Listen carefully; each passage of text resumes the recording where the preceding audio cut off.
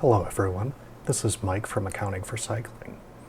Today we are looking at the SKS Airchecker and the Topeak SmartGauge D2.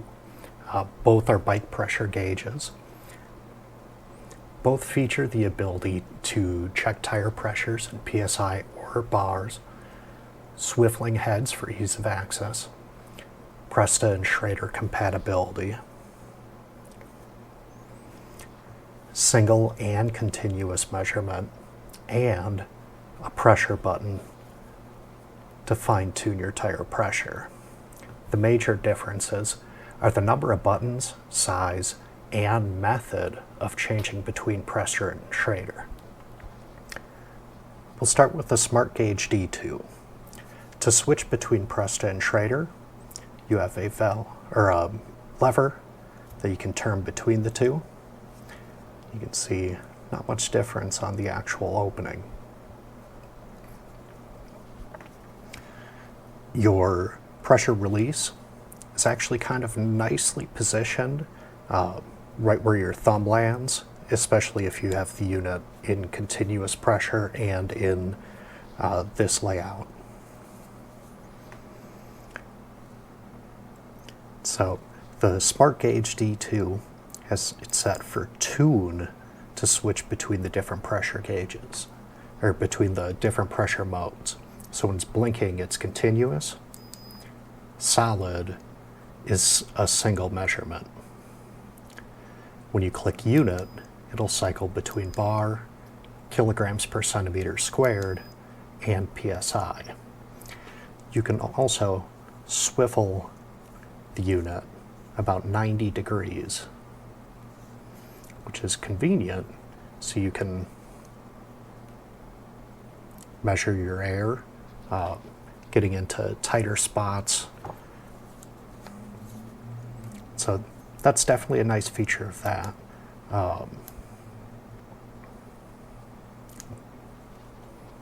Set that off the side quick. And then with the SKS Airchecker, you switch between Schrader and Presta by physically flipping the unit. The air release is right at the top of the body where the head connects. So it'll actually rotate with the actual head of the unit. And you can see you have a 180-degree swivel here. To turn it on, hit the power button. You've got a nice backlit display, which is a very nice feature of the SKS. We'll see if we can get this in a little clearer. So you can switch between the modes. Again, blinking for continuous, solid for single point. And you click the power button to switch between bar and PSI. You'll notice that the SmartGauge had kilograms per meter squared, as where the Airchecker just has PSI and bar. And then press and hold the power button to turn it right off. The battery on the SKS is a little bit easier to get to. You just pull this back cover and it shows the battery right away. You also have a very nice holding keychain, hook, loop, anything you want to use it for. The physical unit too is very slim, very sleek, fits in the hand well. Both units fit in the hand pretty well, but the SKS is very, very clearly thinner, even though the width of the unit is about the same. So both will fit pretty easily into a back pocket of your bike jersey, in any toolkit you might bring with you, or into a saddle bag. Personally, I like the SKS a little bit better. It's got these little rubber grips on the side, fits nicely, and being slim, you can just kind of slide it right in next to a tube or your spare toolkit, some food, or if you have it in your back pocket, it's not too big. But that's both devices. I'll turn them on again so you can see the differences between the screens.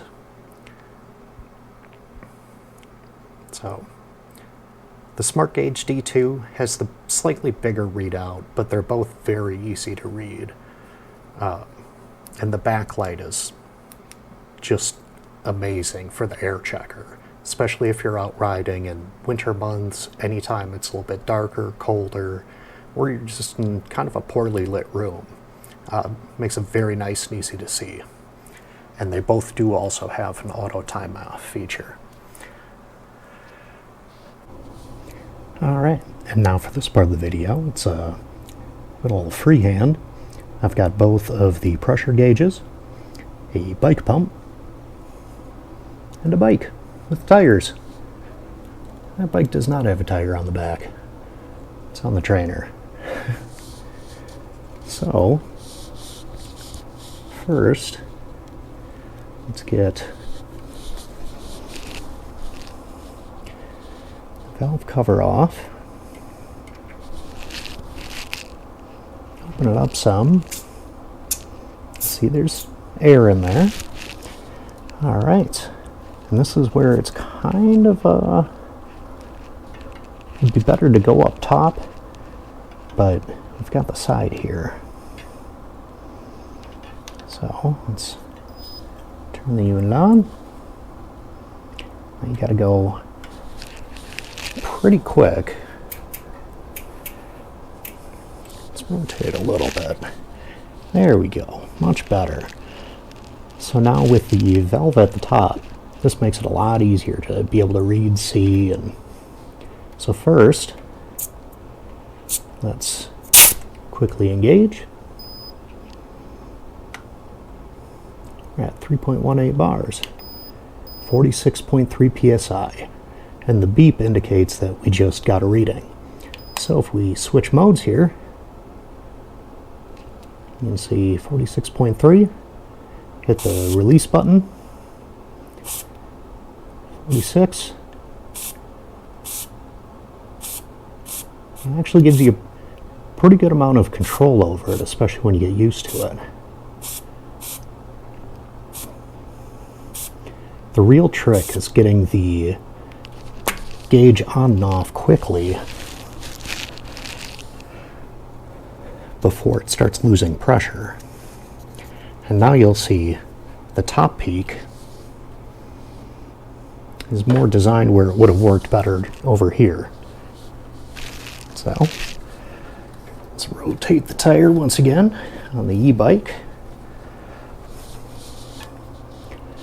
And we've got our valve open, got our unit on, zeroed out, currently reading in PSI. We're switched to Presta. And this one I find a little bit more difficult to really dial in, and then it's only given whole numbers. 3 bars, 3.1 kilograms per centimeter squared.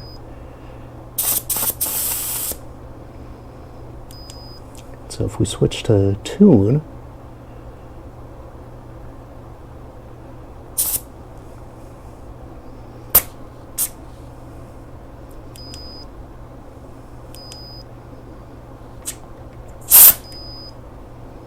see we're at 40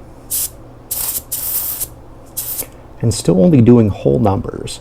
The air does kind of come out right here where my thumb is, so if you have any kind of sealant in there, or especially puncture sealant like some tires do tend to have inside their tubes, it might actually come out onto you.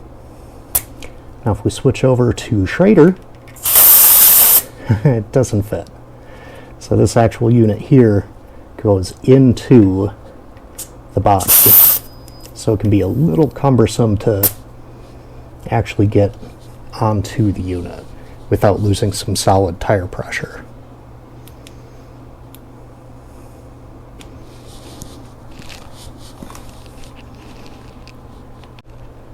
So we've inflated the tires to 60 psi, which the tire says is its max psi rating. We'll lower that a little bit. It can be a little difficult on some of these bike pumps to actually get a proper reading.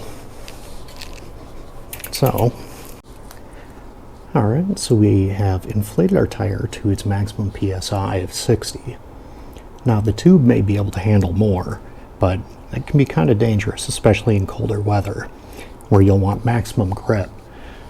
Now for bigger riders, you usually want to run higher tire pressure just to make sure that you have the right amount of surface area contacting the ground. Lighter riders, obviously, is the opposite. So let's fire this up. All right, we're at 59.5, 59.6. Switch our mode over to continuous here. Let's get down to let's see if we can get down to like 55.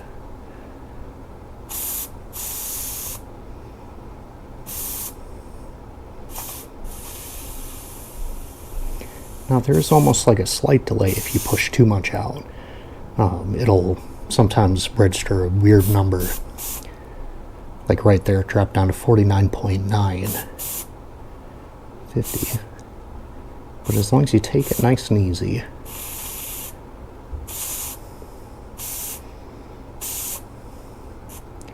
There we go.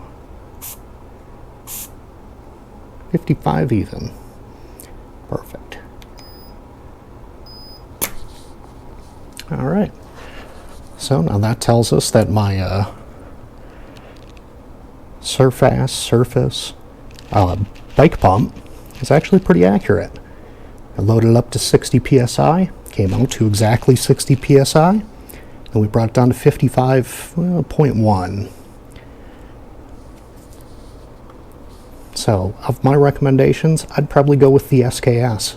Smaller, a little more portable, backlit screen's nice, and being able to have the tenths, like the extra decimal point, is just amazing. Otherwise, you're just going on whole numbers. Well, thank you for watching. Please like and subscribe if you enjoyed the video. Leave any comments if you have them, and thank you for watching.